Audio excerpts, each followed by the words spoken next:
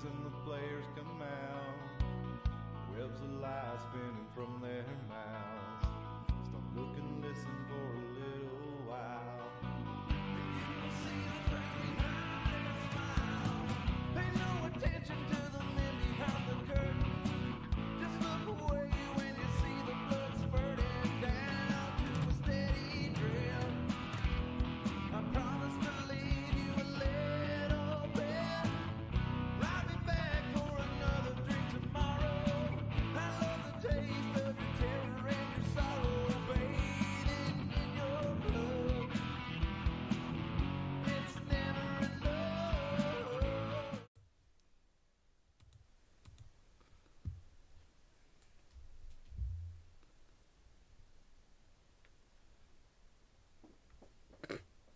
And there we are. We're live. Hello and welcome to the Iron Mountain Hour. Having a little technical difficulties tonight, but we did manage to get the stream going at 10 o'clock. We want to welcome you to Carter County. That's where Tim and I are on beautiful Iron Mountain here below Watauga Lake. We're joining you live 10 p.m. It is Sunday. What is today? Today's what? The 19th? Today is the night. Yeah, December the 19th, 2021. We're getting in on Christmas, so we're going to get into a little bit of a Christmas theme tonight, as well as we're going to follow up on the episode that we did last week. Now, Dustin was with us last week, and Tim wasn't. So, Tim, did you have a good? You want to tell us where you were, or is they going to keep that private, or? Oh no! If there's any vacation jealous people, it rained. And if there's any socially distant fearing people, we literally went and stayed in Death Valley. You can't get any socially more distant than that. No, I suppose you cannot. Well, I mean, you got to go in through Vegas. But Vegas is big and spread out. So I mean, even if you are afraid of the germs and that sort of thing and the COVID, ain't nothing in the desert. So I don't feel guilty about going and spending a couple of days in the desert. I wouldn't feel guilty about it anyway, Tim. I'm glad you got to get out and do something. I've been having an okay time during this just because of, being a musician, I got to take that back. I've been in the basement almost the whole time, but at least 1 or 2 days a week I would go out there and play for a few people.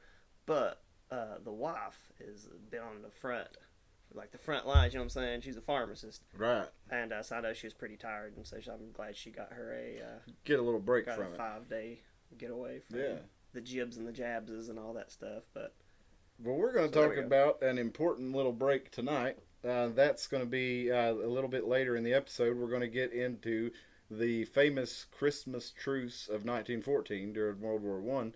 But before we get into that, Dustin and I were talking last weekend about law enforcement in the new age. And I got into a little bit of some of the negative things, maybe that I agree with the ACAB folks about. And I didn't get into as many that I might agree with the Back the Blue folks about.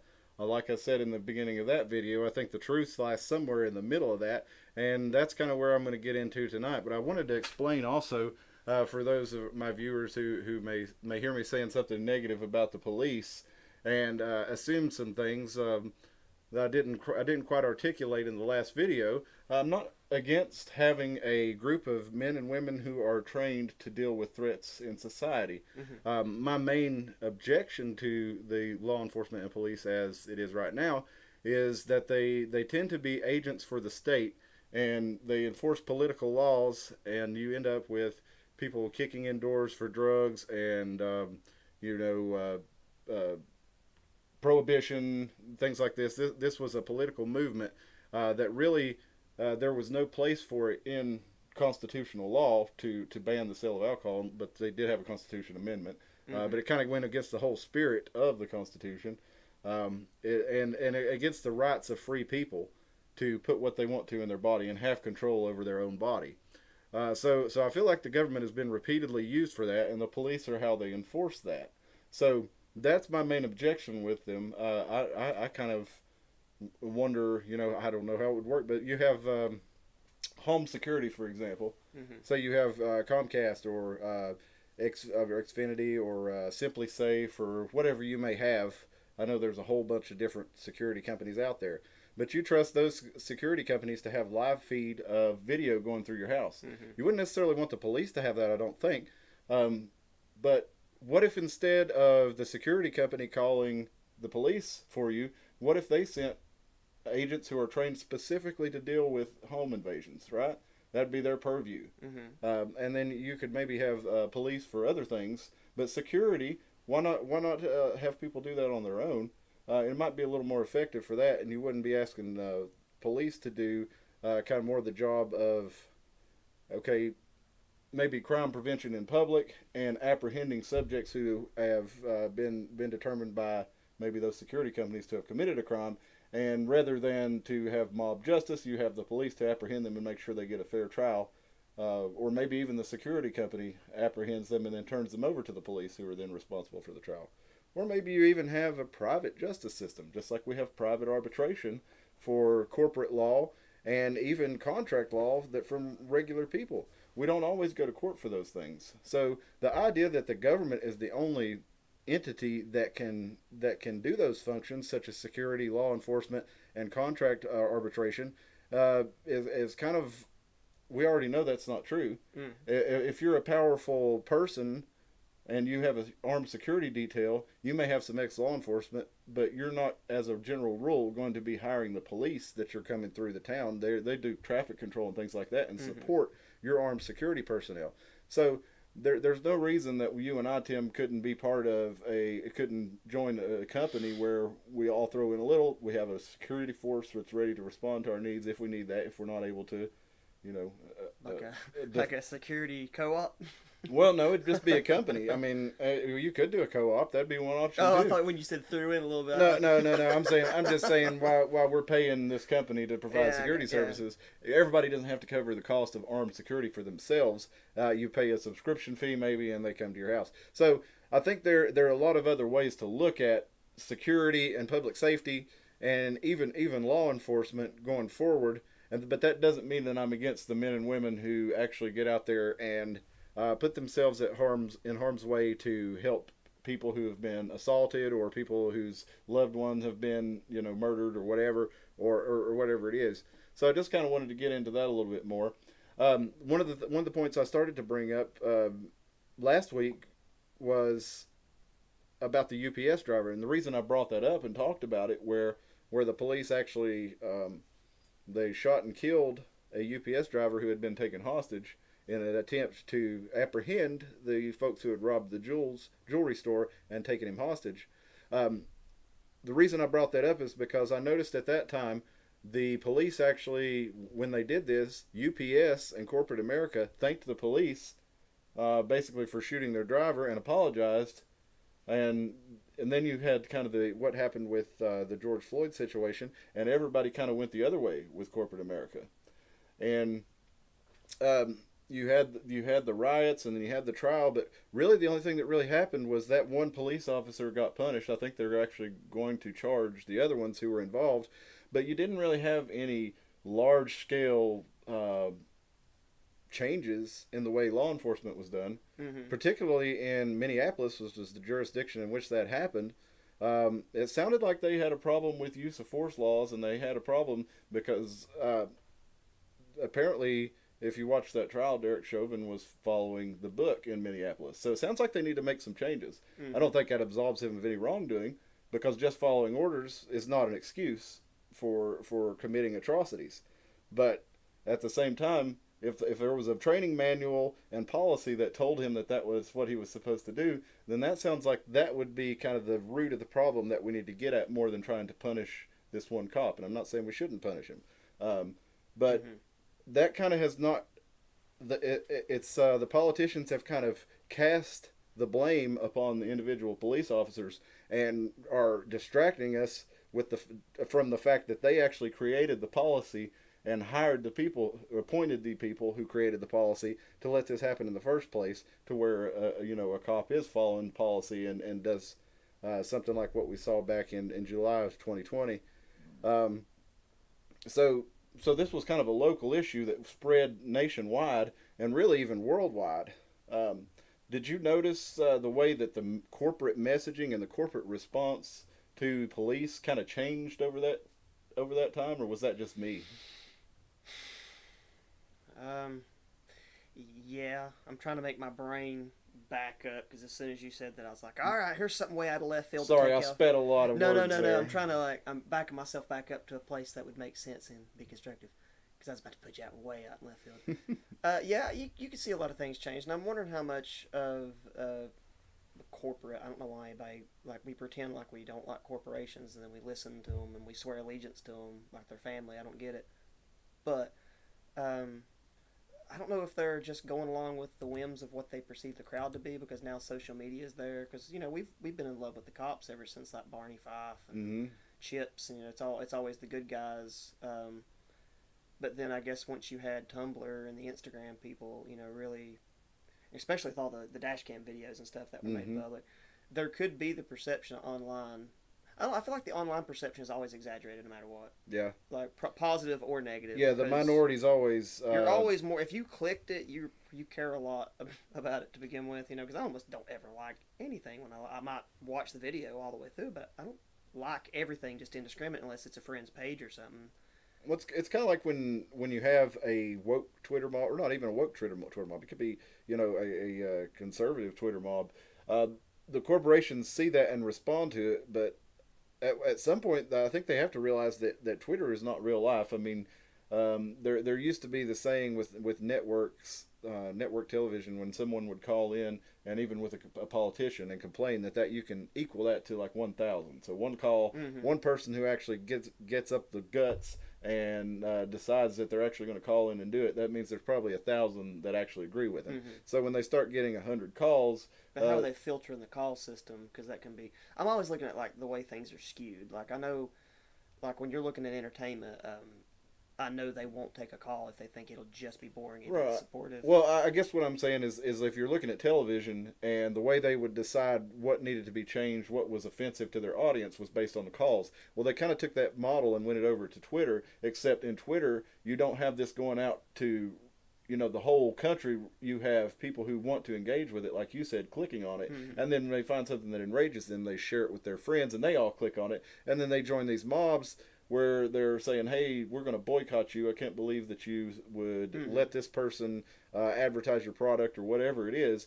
And so they're kind of taking a ratio from a bygone age and applying it to a modern product, I feel like. Do you feel like some of this, I hate to keep going back to cancel culture because it's such an overdone topic, but it struck me. Do you think cause there's always a balance flip, right? Like we talked earlier about how right now the lefties are kind of nutty, but I clearly remember back in the 90s how the righties were just nut. You know what I'm saying? I've seen that flip. So I'm just wondering, is some of the outrage, because I don't feel like TV is a different medium. Like we act like TV is just, it's just being broadcast everywhere and you can't just walk up and turn it off so your kid can't watch it. So I don't think Twitter and stuff's that much different. Well, real easy to make an account and just look. That's true. I guess the difference is you're got a limited number of networks on television where you have basically an unlimited number on. So yeah, that's where I make the distinction. You're right there too. I'll come back to side note. We're acting like we didn't have porn, like you couldn't stomp the TV when it was all scrambled to get the get the dirty. Yeah, everybody knew somebody who could descramble it, or you could click back and forth some way. Until there was always a trick. Yeah. And then you always had Skinamax that you could watch too. So us kids back in the 90s, we figured a way out around the censors, and people always will. Do you think some, I guess, like, lefties are doing the counterculture? That like we pretend like the lefties started the counterculture or started the honestly God dang, cancel culture. Yeah. But I clearly remember. Oh, the right started it. Well, did they? I'm wondering who really did the chicken and the egg thing. But I clearly remember the Republican right being. Every time something came out, they were the censorship. We got to get on the telephone kids. And tell Warner Brothers we're not buying so and so's album ever again. And so cancel culture is not new. We act like it is. No, it isn't. I guess the difference is that you only had public figures being canceled because of it. I think the problem that most people have with it now is that you have everyday people who can be canceled for sharing an opinion. There's more access to cancelability now. Because... Well, no, it's kind of that we have this platform that everybody has at their fingertips. That has basically become our modern public square. So your right to speech in the old days was basically you could go out and stand in town and you could say whatever you wanted as long as it was not insulting or threatening or overly profane, or you could post a bulletin on the town meeting board or whatever it might be. But kind of Facebook, Twitter, Instagram. Those have become the town meeting boards, in my opinion. In a lot of ways, yeah. So I think everybody, if you want to be heard, especially with more people online than ever, you're more likely to be heard by putting it online, even locally, than you are to actually go out in town and stand there holding the sandwich board and screaming with a bullhorn. You're probably not going to have a lot of people hearing you that way. They're probably going to drive right by you. Pending what you want your results. 'Cause I think a lot of modern business depend on too much social media. What I would be much more inclined to buy a Philly cheesesteak from somebody with a board.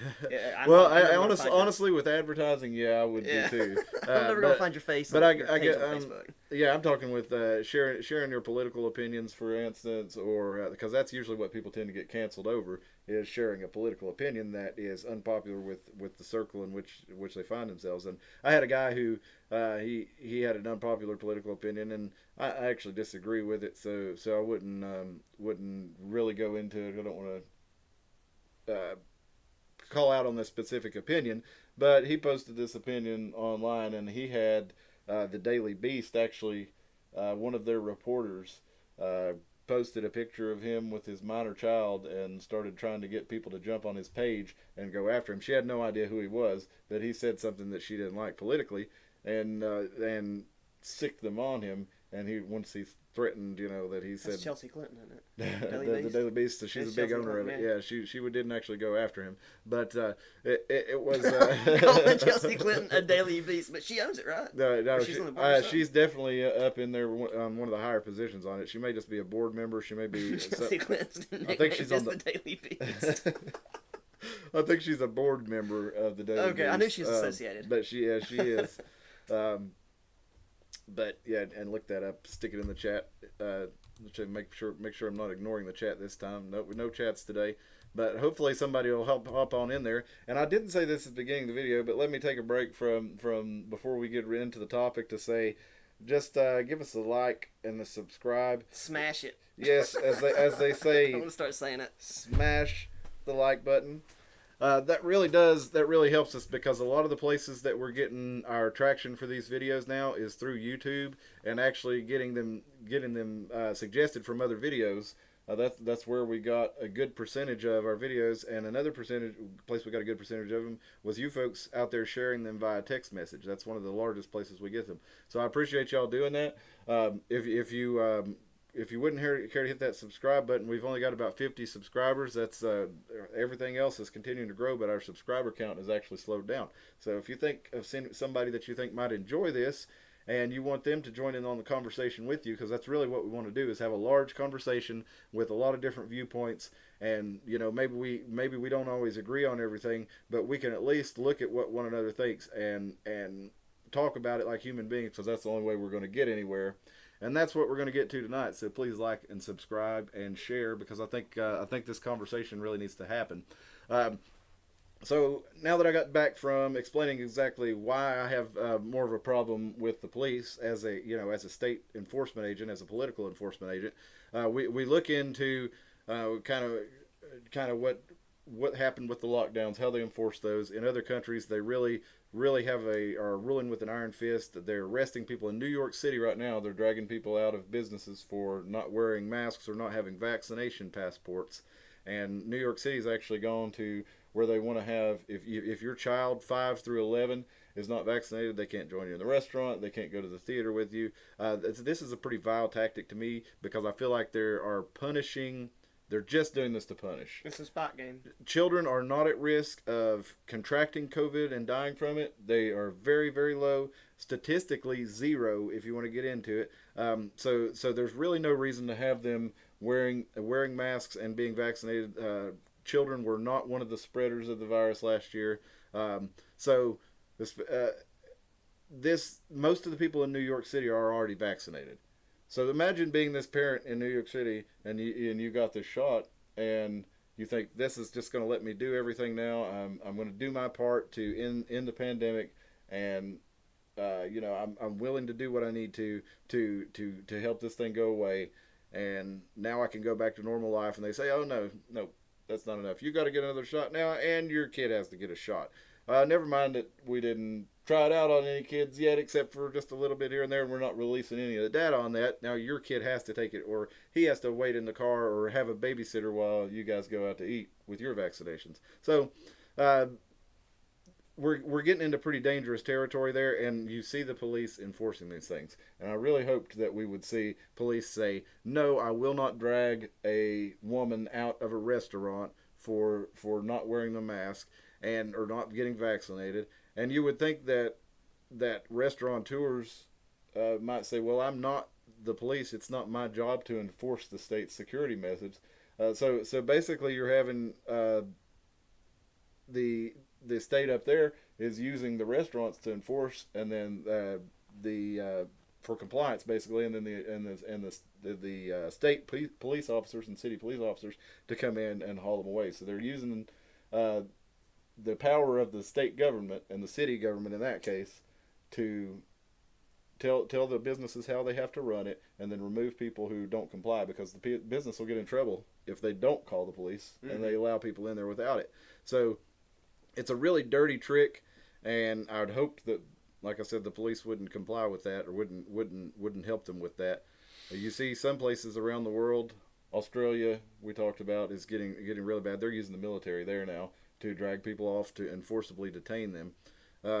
So I think that's a good reason for why I don't like the police having the power to basically run society. If you have a police department that's militarized and large enough to, show up to people's houses and just drag them off, that's a big problem, especially if they're willing to enforce things like, the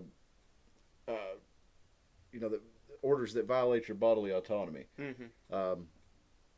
So that's something that we really need to look at. Do we really want police dragging people off to camps and this? I think it's a city problem. Well, I do. I think, and here, well, I'll get around to that. Well, the only reason for that is like we're all surprised that Australia is moving so much faster than every other country. When Australia is moving the fastest, but at the same time, like the reoccurring variable that seems to be, well, the common denominator for everything seems to be that cities are where all the crummiest behavior is. You don't hear of George Floyd getting curb stomped in Carter County.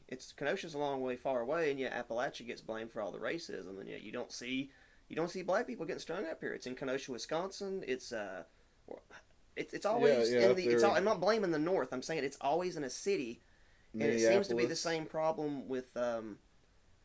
I guess earlier you were talking about. Order following is the issue. Like, you don't get an excuse for being one of the Nuremberg trial people. Right. You don't get an excuse for being. If you're a Nazi prison guard and you were ordered to exterminate people, then you don't get. That's wrong. That's evil. If you participated in that, following orders is not an excuse. We can come back to. I'm gonna put a pin. There's a study that always gets referenced. But I guess my whole point to wrap that up would be Australia is pretty much Sydney, and then it's just Melbourne, and you know what I'm saying, like all their city people are very out. Compact, and then it's the bush or whatever. So I'm just wondering if it's not exaggerated there because all their people live in cities. Well, no, they're actually flying out to the bush and but their people are allowing it, is what I'm saying. Aborigines. But for example, Carter County is not really doing that sort of thing. No, not going to happen because we've got this big buffer zone where our cities here, like Knoxville, is definitely more compliant with that sort of thing than like Johnson City would be. But it's always the people who have control that let the atrocities happen. Mm-hmm. So I'm saying is all the city people in Australia are allowing it. Oh, yeah, they allowed the country to get to the place where they're going out there. I got you. And wrangling up black people and jabbing them and shoving them in camps and then calling them terrorists when three of them break out and the kids literally break out. So we had a city problem is what I think we've really got. And they keep blaming you're it on onto something, and that was one of the things that I didn't get into enough in the last video is just in case you saw that one and you live in a city, and I could definitely see why you like your police if you live in a city. Mm-hmm. If the police actually keep your city safe, unlike several. But again, in those cities, you can't even really blame the police because they're following the policy set by elected and appointed officials. So a lot of the times they get a bad name for not enforcing things. So there's a different vibe in cities and in counties for sure. Because around here, yeah, you have some violent crime occasionally, but most of the time, it's like we go get the police after it happens. Whereas in the city, they're more likely to encounter it and be able to try to stop it. Um, so it's a little bit different of a situation when you start looking at law enforcement in the cities versus in the county. I feel like where I live here, I mean, I'm probably mostly going to be capable of defending, taking care of my property and being responsible for my own safety here. I feel like I don't really need public safety for that for the most part. Um, but in the city, it'd be a totally different story, especially if you're limited on. I think it really comes a lot with a lot of the. Well, I think if you take us for example here, most people don't rob people in Carter County because they're not crazy. They know there's probably somebody with a gun in that house, and it doesn't matter what age, sex, or whatever. They know how to shoot it. And I think a common thing there was like I said, we stayed in Death Valley. There's no cops. Mm-hmm. There's no cops anywhere near that. But in that same respect, you're in the middle of the desert. I mean, like I think our closest little thing in this little hut that we were Airbnb-ing out, our closest neighbors, because it's flat. I don't know. Good Lord, I can't imagine a mile in all directions except for the little rundown thing that was over here. Nice. So who's going to be out there robbing people? What are they going to do? Break in and steal one suitcase? Yeah. So I mean, Man, I'm telling you, it's a city issue. I know that's a hard one to even discuss because what do? Suddenly make cities not exist? And Well, I mean, if it were me, I would want to be out of the city right now anyway. Because if you look at the prices rising, the amount of goods going into the city are going down, the issues that trucks are having getting in and out of them, the restrictions going on in there, the police enforcing these laws, I wouldn't want to be anywhere near a city right now. And as we talked about in the Great Reset video, I think we need to be looking at a influx of people coming from cities to our areas. I think that's going to be happening. Oh, that's already Or I happening. mean, it already is happening, yeah. But I think it's going to continue as well, as they this come, life in the city gets worse. They're going as they come, I think other people are going to leave, and I think that's the there's always the whole there's always another step after the first shoe falls analogy. Like all the people coming here, I can already tell you. I can already tell you, folks. We've already doubled here in Carter County, easy over the course of the pandemic in 2 years. There's so many people here.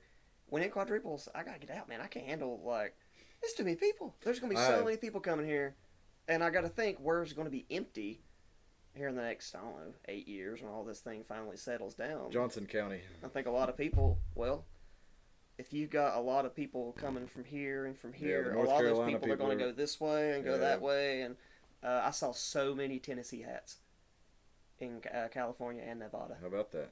I don't know if that's just because that's the only state where people still have jobs so they can go on vacation and stuff like that. Yeah. But I did notice that none of the people that had the Tennessee hats and stuff had my accent. It was all like were they like UT hats or Tennessee flag hats? Or? No, it was one was the Tennessee 3-star hat. I saw a couple of UT Vols ones. No, it wasn't the Texas Longhorn one. I could tell the difference. And but it was mostly Floridian accents and stuff like that. I don't really get into sports, but apparently people are really getting into the Tennessee team. Just saying, people get into their sports ball team wherever they live. That's so true. we've got a lot of newcomers, and you're welcome. Got no problem with it, but at some point, the pressure's going to pop old Tim out to a different location because that stresses me out too many people. I think as long as you're about what we're about, generally speaking, as far as we feel like we have enough government in our lives, and that's why I feel like a lot of people are coming to Tennessee is because of that sentiment. We really don't want any more than we have, and they feel like they have too much in places like California, New York, and that's Connecticut, New Jersey.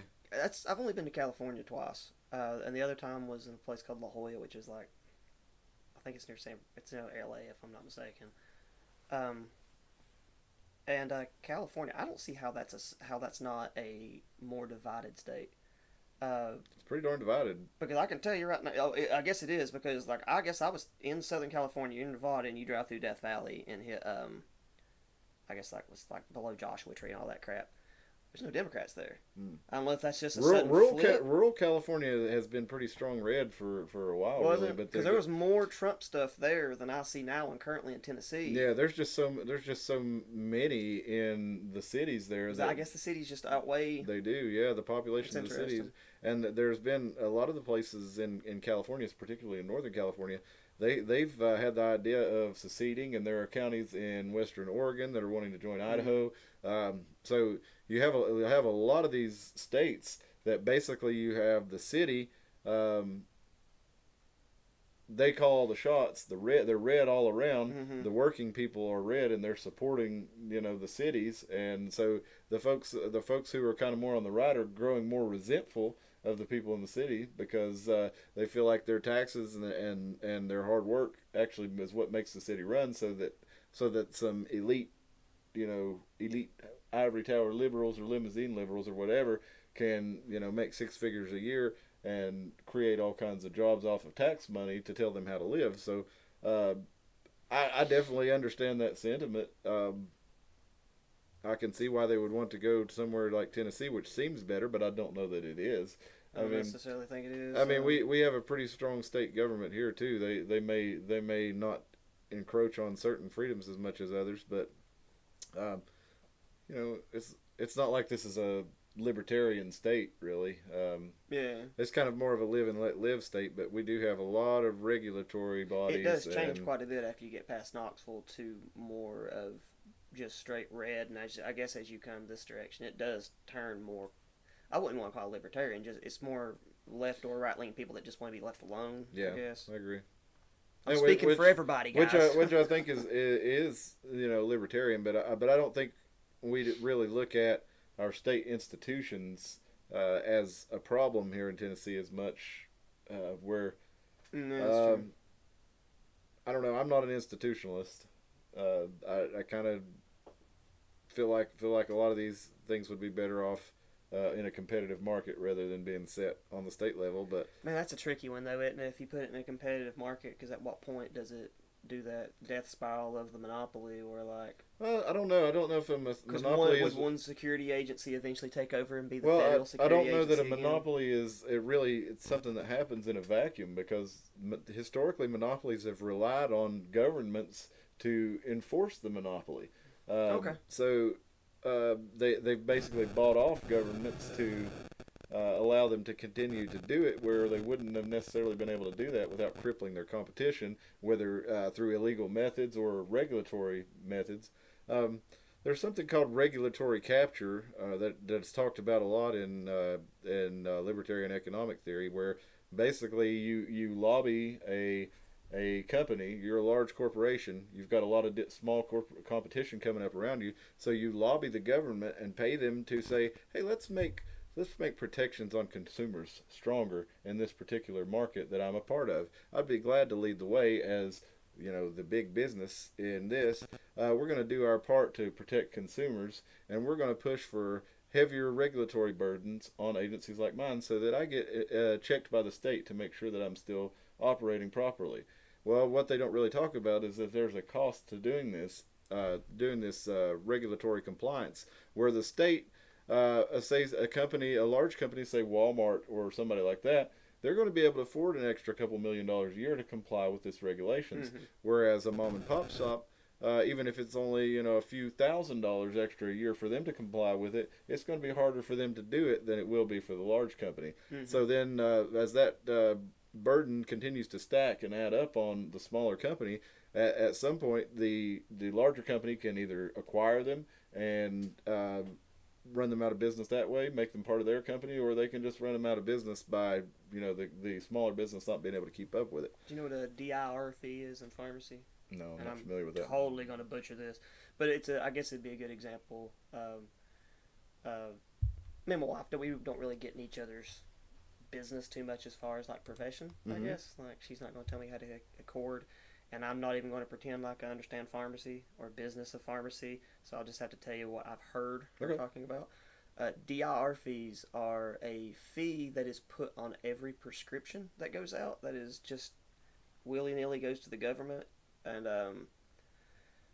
it's not a secret. Like, you can go like look this up really right now. They've been trying to fight for a long time. But essentially, it's the secret weapon that's been shutting down independent pharmacies for a long time. And I think it's like spearheaded by CVS, because CVS owns almost all the health insurance companies now. People don't want to know that, but they're in bed real deep. So CVS is basically Aetna, I want to say. And that sounds like they're involved in regulatory. So it's like they're getting themselves paid back. So you slap a DIR fee on every single pharmacy, and the one that you own is the one that's not going to be affected by it. And if you look here in Carter County, what do we have?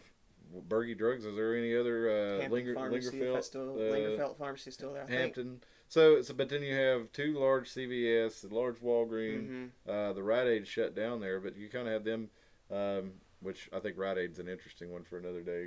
The symbolism, on, the Scottish Rite or the York Rite Aid, probably owned by a Mason there, but that's a topic for another day. That's for one of our tinfoil hat episodes. Yeah. So that'd be fun to talk about another time. But to get back into the topic of the ACAB versus Back the Blue, I feel like that anytime you have major societal changes coming, you kind of need societal upheaval. You can't have people content in the way things are, or why will they want anything to change?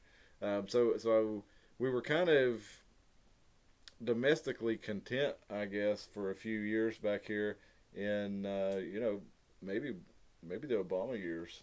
We kind of were domestically content mostly, it seems like, but you kind of had some frustration building, and it didn't really hit, I guess, until Trump got elected, and that kind of was like, it seemed like the catalyst from that, just the two opposing sides just kind of set up and clashed like this. And they spent 8 years, pretty much, and it goes back to that chicken and egg thing. But I remember how dirty the victory was that Obama had, and I'm not saying like they stole the election. I'm saying like when Obama won, it was literally the Democrat Party like moonwalking for 8 years, throwing like tomatoes at the right, going, "Yeah, we got you." And then when they put somebody just as arrogant in there, they went, "All right." And it's like we've been playing this game ever since. I've been watching parties throw tomatoes at each other, and they're willing to burn their own boat down as long as the other side sinks first. Yeah, and that's psychotic. And it's like we talked about earlier. I don't identify with any party, but I do find myself at different times leaning different ways. I always leaned to the left when I was younger. And then as I got older, sometimes I tend to feel like I don't have. I mean, I can't see anything that would let me kind of vote left again, even though I don't really completely identify with the right either. Hang around 20 years, and then you get to roll over to the side of the bed. Exactly. It'll go back the other way because when I was a kid and when I was a young adult, the left kind of cared about individual freedom and anti-war and freedom of speech and bodily autonomy, and now you look at the left and they're they don't want they don't really like police much, but other than that, they're not really anti-war anymore. They're not really. I mean, they're somewhat pro bodily autonomy. I think the police thing for them is a faux issue now, though, because like just as when I was growing up. I grew up in a Republican household, so of course I identified as a right winger until I was smart enough to think for myself. And so I felt like a lot of stuff gets like grouped, and even as a younger person, I would look at stuff and go, "Yeah, I'm a Republican, except for this, right. and this, and when I'm old enough to vote, I'll vote this out." And it's like we can't all get on the same page at once, because as we turn that page over, the people on the left were going, "I'm okay with all this except for this, this, and this," and now we've just flipped sides. Well, they take all the stuff and like, okay, let's have half the good ideas go over here and half the good ideas over here. It's the ultimate divide and conquer. Where you have to be a part of this church and you're going to be in this church and go. And by the time one of them gets straightened out, the other side's in shambles, so they take over until they can stay in position so long that they go in shambles too. And it's just this. I don't even know if it can be any other way. If progress does really have to be that slow and painful. But like, for example, the cop issue we're talking about. Like, I hear people like he was talking about all the different things that we could amend security to make it work better. And I really think the only change that they got to do is get the idea that police can be used for money. Like, Yeah. you know, that whole joke of The to revenue serve collectors, huge yeah. citations and protect my job was the whole thing. Mhm. Like I saw photoshopped on the Or thing. to protect the elite of the area's pocketbooks. Well, I guess you have a bigger reason to have beef with cops than I do. Well, you know, personally, I really don't.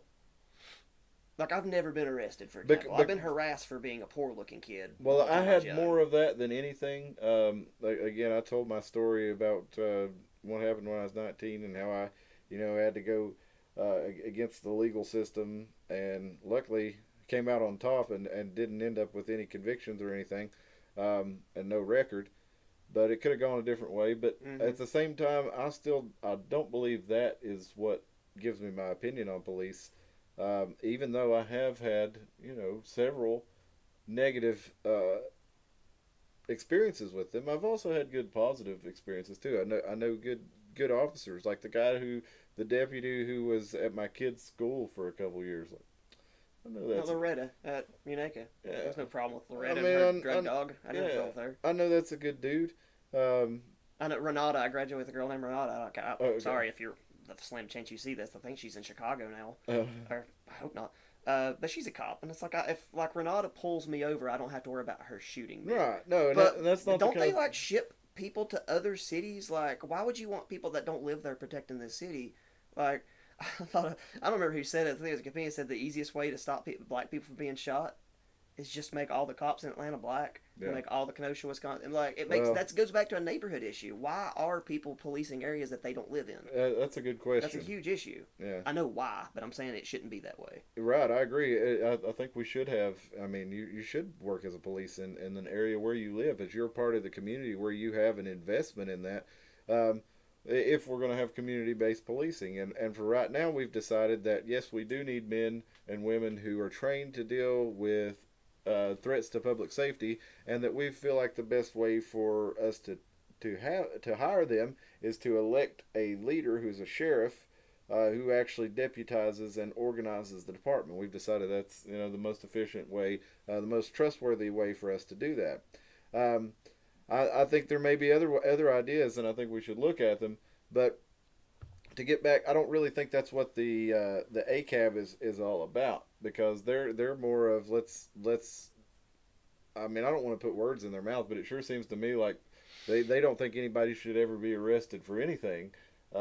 Same people also think that rental property shouldn't exist. That landlords should be abolished. Yeah, it's like, well, hold on a second, because that falls apart real quick, because there's a lot of people, number one, who don't want to own, and a lot of people who are never going to own. But at the same time, they're so focused on like slumlords and like, for example, right now I'm about to defend real estate people, but I guess down in my core, really feel like the whole COVID-19 thing is about real estate, because they're pushing people around and they're buying shit up like crazy. And yeah, I think you're right. Like they're treating land like the stock market, and they're just moving people, devaluing land, revaluing it in certain places. What I feel like they're doing. I get that. But I'm just a dumb hick from Carter County. What would I know? No, I definitely get what you're saying there. Which we talked in one episode about how the opportunity zones happen to be. That was Bristol, Tennessee. Where a lot of those riots happened. What's another one? Bristol down any riots? No, I'm talking about during the. If you go look at like Kenosha, for example, that was one of them. The areas that got destroyed, the areas in where was it? Was it Minneapolis? Somewhere in Minnesota, a larger city in Minnesota, and you look at a map of it, and it showed the opportunity zones, and that's right where all those riots occurred. Could there be a correlation with poverty, though? It could, but I feel like that those riots were drummed up so that it would lower the property values. They destroy those. What was that? Was it you sent me that? Was it like every property that every time it was a property destroyed was always someone who had an investment in it, like advanced auto zones or something like that? Well, not only that, there was. Of course, they own everything, so I guess it'd be hard to destroy something they don't own. Well, I guess you had destruction along those lines. I feel like that was organized in some. Was it just a coincidence that those are where it happened? Maybe it was, but regardless, a lot of those people who own businesses in those areas had their businesses destroyed. Those pallets of bricks didn't look like a coincidence. Yeah, and what I'm saying is that we've shit. seen pallets of bricks showing up. We see men handing out cash to people and telling them to smash things. Did you see the umbrella dude? Yeah, the umbrella guy. Just a white dude with an umbrella started going through bashing windows, and all there's a big group of black people were like, "Hey, stop him! We're going to get blamed for that." And they tried to go get him. Well, then you saw, like you said, bricks just dropping off. You saw young men handing out cash to teenagers to have them go and bust things. This was down in Houston. This is kind of the most famous example of those. It definitely seemed like these areas were targeted, and it may have been on poverty, but they may be figuring that people who are poorer are less educated and are more likely to engage in this kind of behavior. So if we can go encourage that in these areas, then I don't want to get into a whole different thing there, but you definitely see why people in those areas want the police to stop that kind of thing from happening. Mm-hmm. When your city is getting burned down, but then you get back into my perspective, which is the police stood down because of political persuasion and because of the city leaders having them stand down. So even though you had the police there, they allowed your city to get burned down, and if you tried to stop somebody, you were liable to get arrested for defending your store or whatever. Now, not in every case, but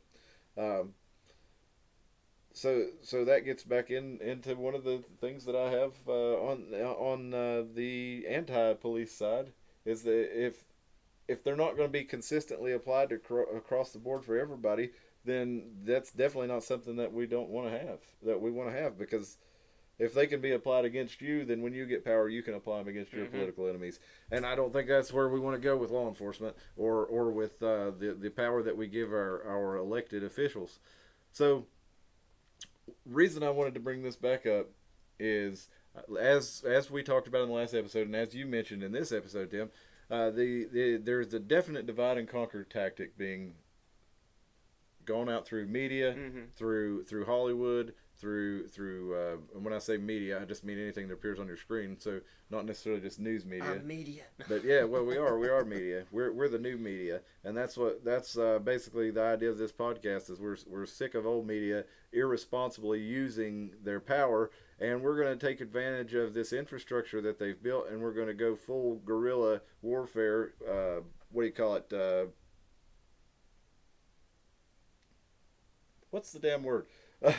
Not literally, figuratively. Figurative guerrilla warfare. We're going to go informational guerrilla warfare and get our own signal out there. You can't stop the signal, as people have famously said. So I want to take advantage of this platform while we can and to have the conversations that old media is not allowing us to have.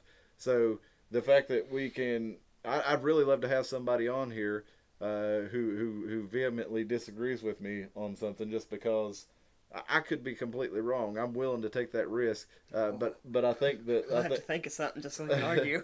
well, I think the more important thing is that I can have a conversation with somebody who's wrong, and we can even if we don't come to a conclusion, we can still see that we're human beings, and we can still see that there are certain things we have in common, and that's what I feel like we're being put in with this pro-police versus anti-police, this left versus right, this constant culture war that we're seeing happen, is to divide us and make us view the other person as other than human. In the episode where we talked about how propaganda was used to start wars, so we did that on the Veterans Day award, we talked about the Belgians with babies, or the babies on bayonets thing, where the German soldiers were said to have invaded Belgium and been parading, raping women and putting babies on bayonets, which I'm sure there was some rape that happened at pretty much every war. That's something that happens. But there were really no instances of soldiers marching with babies on bayonets. But you saw films and posters distributed to the British to get them to go along with that. You also saw the Germans doing similar things to their people, to get them to enlist to go fight against the British, or to fight against the Belgians, or to fight against the French. So that's what it's in this environment that I want to take you back to World War One, and we're going to get into the Christmas truce of World War One. This happened in 1914. Now, World War One was unlike any other war the world had ever seen. Europe had not had any major wars since the Napoleonic Wars, roughly 100 years before that. I mean, there had been skirmishes, obviously, but they'd held an unsteady truce, or an unsteady peace, as alliances started being formed between the countries. And it was with all this going on, kind of turmoil starting to happen with all these different alliances. Germany doesn't like a lot of the buildup that's happening around it from its neighbors. So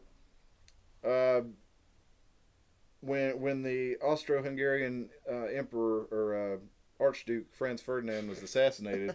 Your chat hadn't been working. You've actually had people on there the whole time. Oh man, that's crazy. So, I hate that I missed all these chats because that's. There we go. Yeah, usually after you get my phone. Bub Elvis snatched it. He said, yeah, he says, no interaction. I Sorry, smashed guys, the we're not like giving this. button. Greetings from the Netherlands. Hey, Bub Elvis, thank you for joining us. He says he's subbed for now. Let's see if it's any good.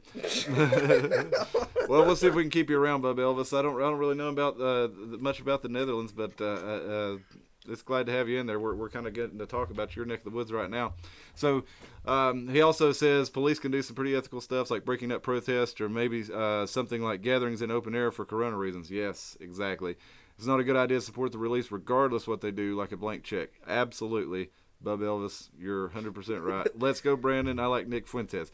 I honestly, I've never seen other thing beyond Nick Fuentes other than clips, but I know he's kind of one of those. I've heard the name. I've not He's one of those watched poster boys that they say, oh, he's one of the alt-right, which really means you're anything left of Stalin in this day and age. You know, you're considered alt-right.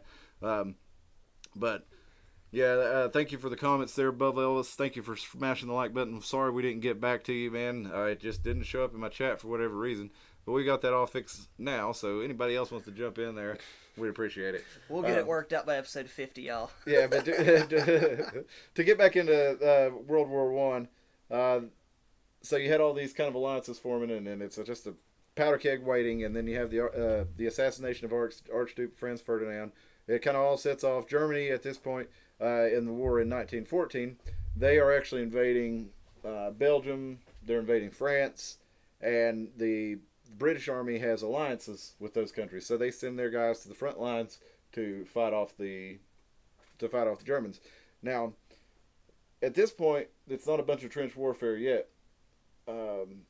It's kind of guys going at each other, kind of in an open field, kind of using whatever cover they can find. And eventually, as the lines start to come together, and there's not really anywhere to hide, you might grab your entrenchment tool and dig down and get just as low as you can get. That makes you less of a target for a rifleman on the other side.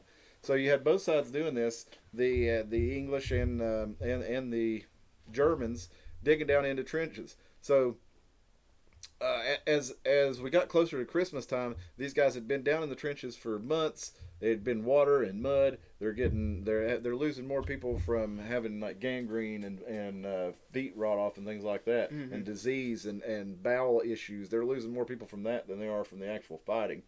And as they get closer to Christmas and it starts to freeze, they're finally getting some relief from having their feet down in this water, but it's super cold. We're talking about northern Belgium and France in early December or mid-December. It starts getting cold. So as we get on towards Christmas Eve, there's not a lot of appetite for continued fighting because it's super cold. You got a lot of guys with feet problems. They're just trying to stay in and stay as warm as they can, and glad to maybe be out of icy water and have ice to stand on instead of having muddy ice or muddy cold water up to their knees that they've been standing in for months while they're shooting at each other across this field.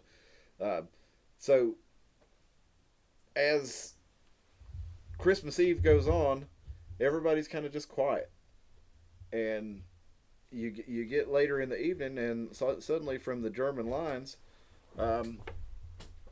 you have people hear singing, and they start to hear Silent Night being sung by the German soldiers. It's in German, but the English, they recognize it, and that's not the right way to do that. I changed our hotkeys, so I was going to show you some pictures here, and Hopefully I can still do that.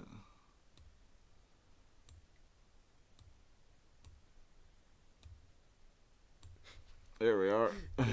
Did you click? Now, what did I change the... oh, yeah, that's right. There we go. Now I know how to do it. Sorry about that, folks. Still learning these new tricks for the old dog here. So, the German soldiers, they start putting Christmas trees up. And they start lighting candles in jars. And they are singing Silent Night. And at first, the British, they hear this. And, you know, they're like, this must be a German ploy that try to get us to expose ourselves. But as the night went on, you know, they started singing along with them. Now, the Germans, they drunk on the front line. So that may have been why they were more willing to get out there and start doing some singing and that kind of thing. The British, though, they reluctantly started joining them, and kind of all along the line for hundreds of miles here, you had this sporadically happen. This was not organized. This was different spots on the line doing it, and all kind of grouping together. And here you see, this is a famous photograph that you see shared a lot on social media when we talk about the Christmas truce. And that is a football match that was allegedly had. Now, from what I can tell, and from what most historians can tell, there was never actually an organized football match. This picture actually is probably from Denmark, and this is British soldiers just playing with one another. But this one kind of gets shared around as that famous example of, oh, look, even in the middle of a war, we can stop and play football. Look at this beautiful moment for humanity. And there's a lot of different documentaries you can watch on this subject, and you can read a lot about it. And they're one of the main... Looks like they're playing rugby. Yeah, they're hard telling. That does look like more like a rugby ball than a... and plus, once a soccer ball, than a soccer ball. You don't really shoulder clash like that with soccer as much as you do rugby. I don't know. I sure shoulder clashed a lot when I played soccer. But I never played. regardless, there was never actually an organized game. It doesn't sound like. There are letters for men who talked about that they had a kickabout, is what they called it, and they basically just kicked the ball around. But there was a big shelled battlefield, no man's land. So I don't think they would have done that. What happened really, to get back to the story of December 24th, that was traditionally the night that the Germans celebrated Christmas, and the Christmas day was kind of more relaxed and somber and reflective. So they did their drinking, they did their singing, and kind of shouted at each other. The Brits would say, "Hey Fritz, Merry Christmas." You know, the Brits or the Germans would say, "Hey Tommy, Merry Christmas." They sang together. Well, the next day they get up and it's quiet. There's some soldiers talked about you could actually hear birds, and they hadn't heard birds, you know, for all the shelling and gunfire for months. So there's kind of an uneasy peace that morning, and the Brits and the Germans kind of get together and decide, hey, we're going to clean up all these dead off of this no man's land and bury them. And this happens spontaneously across the whole line. There's nothing, you know, no organization to it at all, but people see their neighbors doing it on down the line, and they do it. And they go out and they are untrusting at first, and they start, you know, burying their dead. And then while they're out there, everybody notices that nobody's getting sniped. Nobody's shooting machine guns. Nobody's firing shells. So they start to shake hands, exchange gifts. They had all just got kind of Christmas gifts sent from home. People sent them treats, cigars, you know, little bits of food and candy, little pictures, notes, things like this. And they exchanged them with one another, the Germans and the British. And so it's kind of talked about a lot of times as this beautiful moment. And then you do see sometimes the point that they went right back to war, and people say, well, that just shows you that even though these people, you know, were willing to come out and see each other as brothers, they were able to go right back to shooting one another and right back to murdering each other. And I feel like that's a really cynical view, because I think the fact that they took this break shows nobody really wanted to be there. They felt like they had to be there. They've been propagandized to view their opponents as something less than human, something as evil monsters. But when they got to see them, they were all just a bunch of mostly young guys, between 20 to 40 for the most part, out there in a field who really just wanted to go home. And their job was to kill each other, and they were okay with that, but they'd really rather not. And kind of the only reason that they're doing it is because some people who were in charge of them decided that they wanted them to go fight that, and they had to do what they had to do. So I don't look at it as that cynically as, oh, that's just the nature of man. We're always going to fight. We're always going to be at war. No, I think we're always going to have conflict. I think we're always going to have, skirmishes among groups of people on a small scale, but it cannot expand to the point that it has of World War One and World War Two, and even the wars that we had in the Middle East over the last 20 years. That takes people with power, with money, deciding that they want a war to go on, and propagandizing and brainwashing cultures and soldiers until they're willing to go along with it.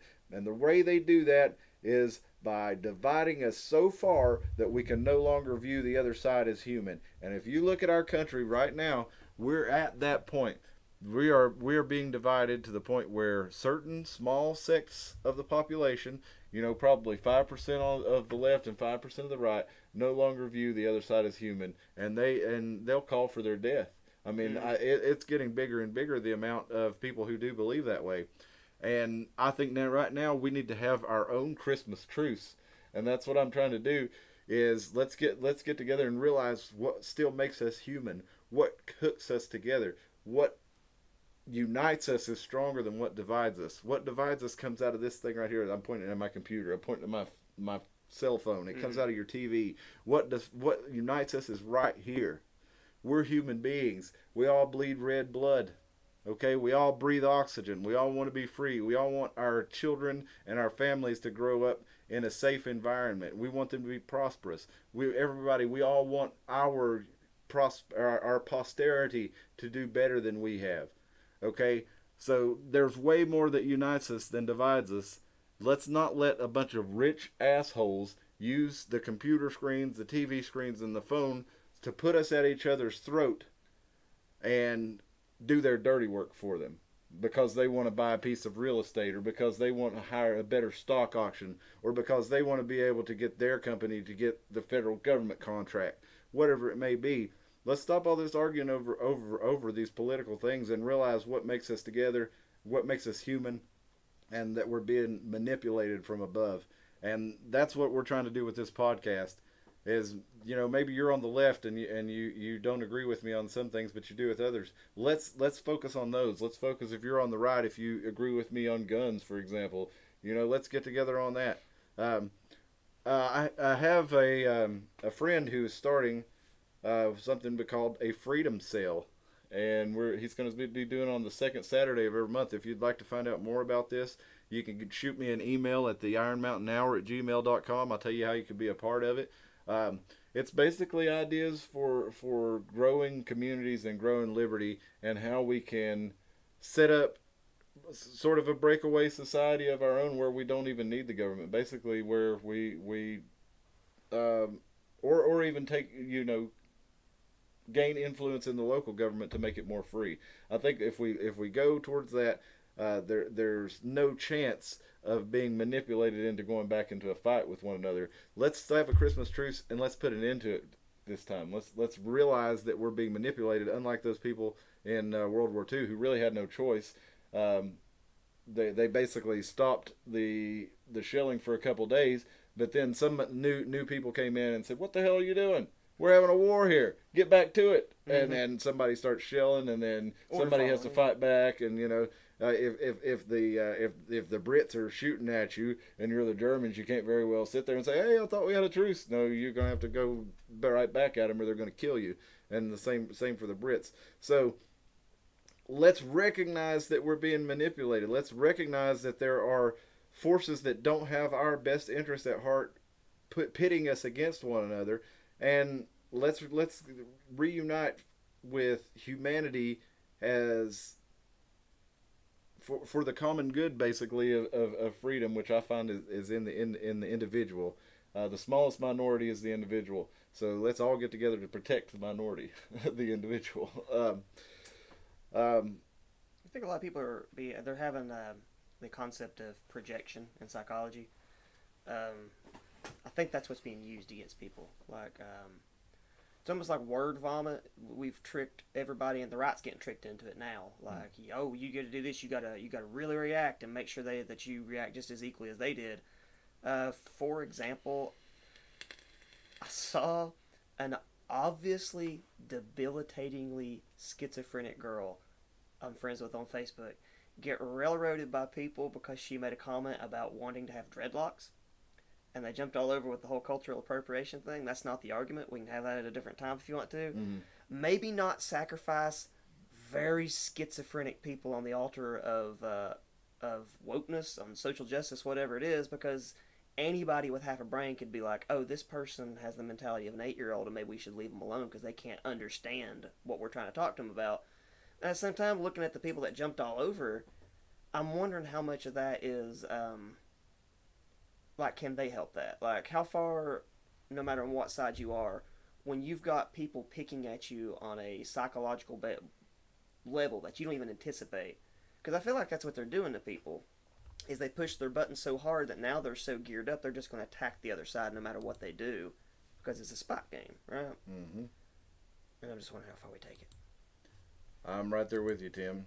I'm going to include a couple of articles about the Christmas truce. I actually, here's a really good photo right there. That one comes from, that's from Belgium on the British line. You got your spiked helmet. German guys there with their nice. Look at those mustaches on these guys. That's probably one of those gifts we talked about. Remember it's like a little statue of a dude. Yeah, it's some kind of little doll or something. He probably got that from the home front. Actually, he probably got that from a German soldier. He's got a cig in his mouth and one in his hand. Yep, they're all smoking. They've all got lovely mustaches. Look at those things, man. Oh, hell, man. If I had bombs coming down on me, I'd take up smoking. Check this mustache out right here, man. Whoa. Is that one of the best you've ever seen? What would you call that? I don't know. Stalin? Yeah, that's like an exaggerated Stalin. What do you call it? A modified Stalin. Well, I guess that'd be the Nietzsche. Yeah, there you go. Modified Nietzsche. But so these guys were shooting at each other the day before, and they got together and they sang Christmas carols. So,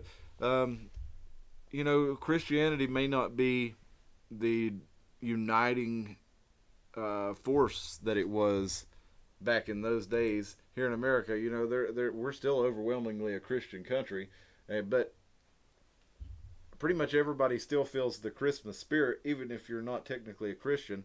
You realize that it's about giving and forgiveness, and that's an important part of our society, an important part of, really, you were talking about psychological tricks. I think forgiveness is one of the most important things in psychology and one of the least talked about.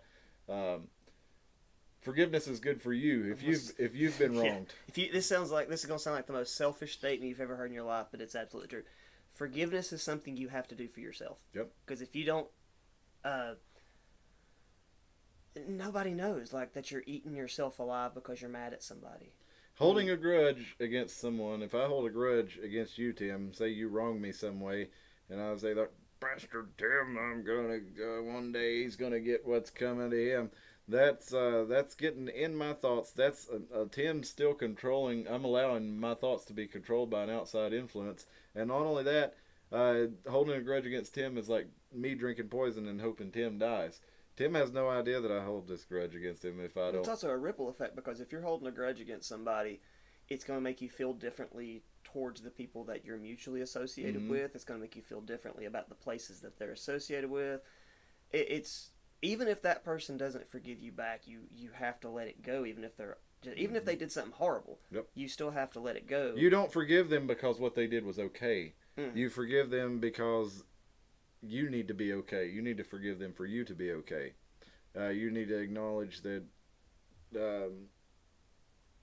I feel like forgiveness is the baby and the bathwater that we threw out with Christianity. Like, that is the thing that everybody needs to get back on both sides. I agree.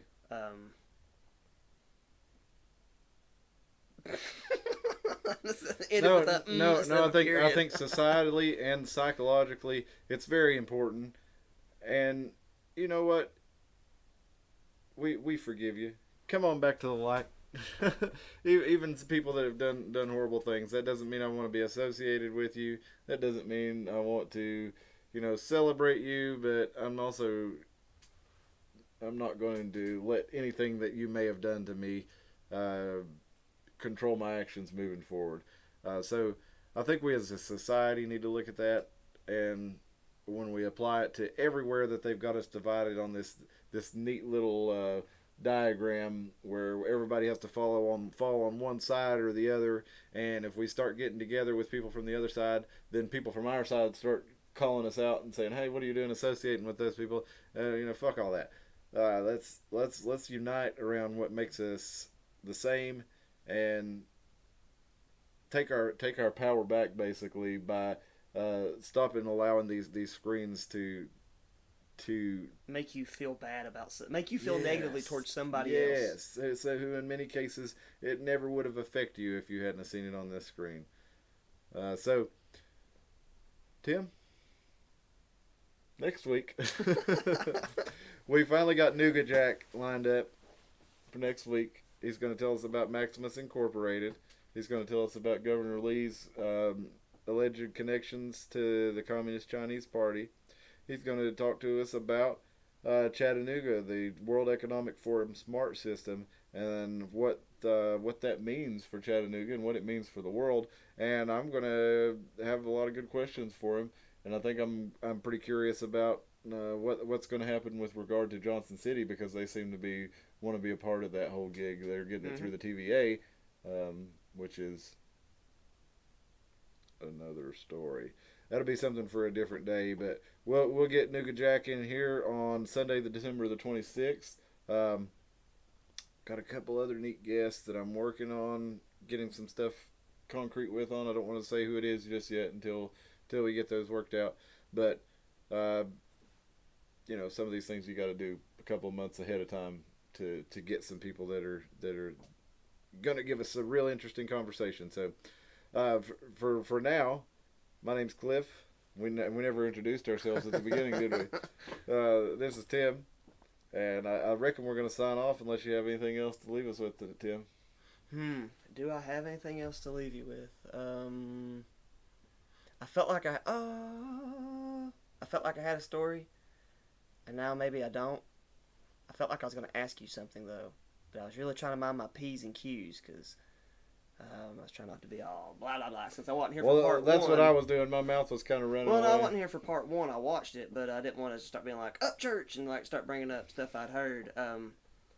But it was kind of hard not to interject comments on what I'd heard on the other one. But it felt like there was one I put a pin in. Oh yes. The psychological study. I'm sure everybody that went to college and had intro to psych knows about the Stanford or the Milford. Prison. Yeah, both of those. Yeah, it's the Stanford prison experiments. And if nobody's ever looked into that one, go ahead and look it up. Not conspiracy. It goes with like I said, I'm a psychology dropout. Psychological studies are real iffy nowadays, just because of the observer effect. If you know you're being observed, you act different, and you have not been able to have a psychological study without telling people since the late 70s or something like that. Like, you have to tell people ahead of time. You don't have to if they're on a prank show for some reason. That's why people act so different on a prank show. But in the prison experiments, they showed that people will fall into a role very quickly, almost as if they're LARPing it. Like, they really commit to the role. And I want to point out to people that they should be mindful of when they're being played. I guess that's what it is. I think you make a really good point there with the Stanford prison experiment. I wondered if you were going to mention the Milgram. I think that's what you said. Is it Stanley? Well, there's two different ones. The Stanford was the one where they had people. That was the students in the prisons police themselves. Yeah, and they switched who was prisoner and guard. Okay, so they had one group of students be the guards and the other group be the students, and then they encouraged the group who were the guards to abuse their authority, and then when they switched the students who had been inmates to being guards, they then abused their authority even worse Did you see what Even the though breaking moment was in it, though? No, tell me. The professor walks in to see his experiment, how it's going on. Mm-hmm. He said he was looking at it in his tapes afterwards. And he said he didn't understand the gravity of what was going on until he walked in and saw that the way he walked in was he had his hands behind his back like a warden, because he was supposed to be the warden, right? Yeah. So he comes in and automatically, he said he wasn't even aware of how badly situations affect you on an individual until he saw how quickly he felt. His body language was different than he remembered. And if a psych professor with doctorates is aware of stuff like that, isn't aware of when they're going to get got, then I think you, as a viewer with zero psychological information whatsoever, other than what you've been shown online, somebody's playing you. I mean, I have master's level training, still a dropout with no degree, but I have a gigantic step ahead of just your average person because they didn't have all these courses and the way psychology works. And I feel people really need to be on guard. Another one with that I think relates to that is the Milgram experiment, where in this one they had a guy in a lab coat telling you you're going to be shock ones. Yes. You're going to be administering shock to these people when they get a wrong answer.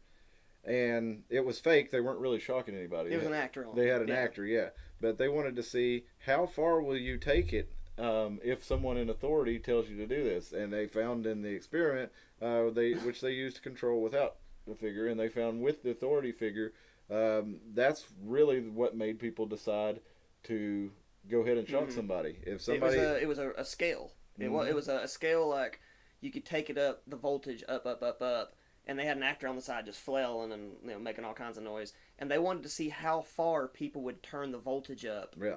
And a lot of people turned it up, even if they were like in distress themselves about having to do that. They would still do it because someone told them to. Right. And I guess I want to wrap this trio of psychologies up with another one. And I'm sorry I dumped all this. I don't know. I don't know all dates. No, it's a good way to close it out. I don't know the colleges. I don't know any of this stuff. I can't. You have to look it up yourself. Yeah. There was another experiment that they did multiple times. It's a boredom experiment. Where essentially they put people in a room by themselves with nothing other except for a tool that they can electrocute themselves with. And almost everyone electrocutes themselves once out of boredom. And it was something crazy like, there were people who were just doing it the whole time because it turns out as people, we're so bored, we would rather cause ourselves a mild amount of pain than to just sit there with our own thoughts. Right. And if you're going to electrocute yourself for boredom, if you are going to fall into a theatrical role, all these things are playing against you. And that's why, like, even though I know that we're really far down this rabbit hole of technology and that we can't get out of it, like, I really feel like this is the death spiral that we can't stop, because monkey see, monkey do is just going to keep programming us to do ever-increasing batshit crazy stuff while a couple of people just sit on there and go, why are they doing that? I don't... And what's the... that'd be a total different psychology. I was just thinking about TikTok challenges and like... I mean, that's a rabbit hole in itself, is TikTok and are you creating your environment or is someone else creating it for you? It's just mirror, man. It's just mirror. I agree. Well, I think that would be a good episode to get into as we are talking about these new mediums and new media and new systems of communication and new systems of interaction, human interaction being created around us and being created for us in something like the metaverse. I really feel like it's something that they want us to use as a substitute for real life. Basically, like we've been using Zoom calls or Skype meetings to get around, the pandemic or whatever. I feel like they really want to basically turn our whole life into the metaverse eventually. I mean, we're not quite there yet, but just look how much you can't even have a business without it being on Facebook anymore. You can't. You have to, even if you don't, because everybody has an Instagram, and having an Instagram, you have a Facebook. Right. And if you're going to be in the metaverse, you're going to have a Facebook. So it doesn't matter if they're burning the Facebook ship down. It's the core, which I guess that's why they're rebranding as Meta. Yeah. Because I guess Facebook. They've ruined the brand. Young people aren't really into Facebook anymore. Yeah. So you got boomers and people our age that still. I'm not even use Facebook anymore, but it's there. there. I've not used it in years. I occasionally will log in to Oh, I sent you a Facebook message earlier today. Yeah. Is that what did you get that? Yeah, well, I do have Messenger on Did you my see phone. that? Like, yeah. that's not the most amazing What one was I've it seen. you sent me today? It was drones. Oh, yeah, making like light patterns and that stuff was in the wild. sky. Project Bluebeam style. Yeah, and the thing was the caption on the video that I sent was like, "Imagine this happening in 1800s." Yeah. And it was like, "Yeah, imagine it happening now, because like that would freak people out Yeah, now." it's if they already didn't know it was wild looking. drones. Yeah, exactly. So, if we go off on a DARPA rant, I'll let you wrap it up. All right. Well, we thank you for joining us again. We hope you'll tune back in next week and for episode 16 on Smart Cities, World Economic Forum, Chattanooga, Governor Bill Lee's connections to the Communist Chinese Party, ? Allegedly. And we'll also talk about Maximus Inc. with Nuga Jack. And that's kind of going to be back where we are. We're taking it back to the first episode, Smart Poles and Smart Cities, for this one. So we're bringing this back around, and we're going to have somebody who knows quite a bit about that to tell us all about it. So I hope you'll join us then. I hope you'll share this and contribute to the show. Sorry, Bubble Elvis, that we didn't see your chat, man. I mean, it was the chat bar was open and it didn't show up. So sorry that we missed that. We need to really get the Skype put up here so that people can call in. If anybody's willing to do that, I think next episode we'll have that up and running. If you don't want to show your face, that's fine. I can put up a stock image, and you can just call in. You can do it anonymously. There's no shame in that. I don't think. I think anonymity is important. If you'd like to join us in that manner, then fine. If you want to leave a comment, if you want to get in the live chat, again, we'll try to monitor that a little more closely next time. But we really appreciate you tuning in. This is the Iron Mountain Hour, when I'm Cliff, and this is Tim. And we're signing off. Have a good night, guys, and Merry Christmas, because we won't be back till after Christmas. Peace. Easiest way